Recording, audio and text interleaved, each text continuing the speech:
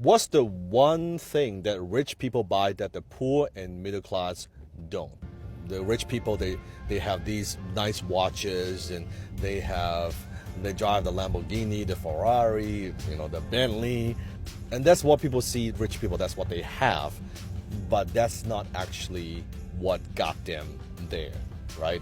So what did they actually buy? Rich people, one thing that they buy is they buy assets that the poor and the middle class don't. Now, what are assets?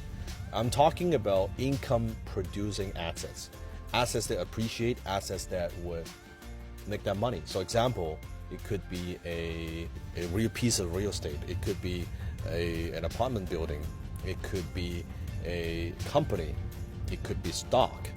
Any assets, investments that would put money in their pocket. Versus poor and middle class, what do they buy? They buy liabilities. If you study a little bit about Robert Kiyosaki's The Rich Dad Poor Dad, you know that the definition of assets is assets is things that put money in your pocket. And most middle class, they buy liabilities such as their home, their primary residence, that they think is asset, which is not, because assets are supposed to make you money while you sleep, versus liabilities is to eat you. It takes away money from you while you sleep. And you look at poor and middle class, you look at their financial statements, very often they have very little or no assets, zero assets, and they have a lot of liabilities, their home, their car, and all that stuff, but they have very little assets. So rich people, we buy assets first, then the assets buys our luxuries, versus the other way around. I'll give you a perfect example. So instead of asking yourself that, saying to yourself, I can't afford that, it's too expensive. Rich people, that's not how we think. That's a very low level poor person mentality. I can't afford it, right?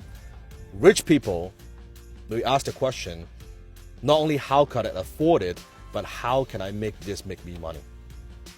How can I make this make me money? So instead of thinking, let's say for this car, so I could have just buy this Bentley anytime, but I waited for a period of time because I set a goal and said, okay, instead of just buying a liability, I need to buy the asset first.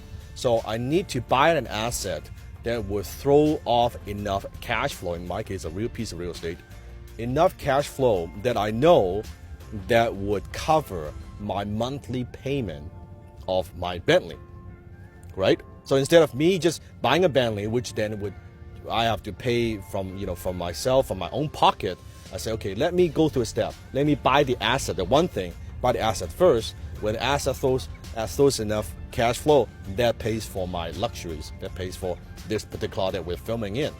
So even though when this car, I might change 2-3 years, when I no longer drive it, when I sell it, whatever it is, guess what? I still have the asset that's working for me. That's the difference. Rich people, we buy nice things. We buy the nicest things. The difference is we don't want to use our own money. We buy the assets first. We invest first. We buy the investments first. Then we buy liabilities.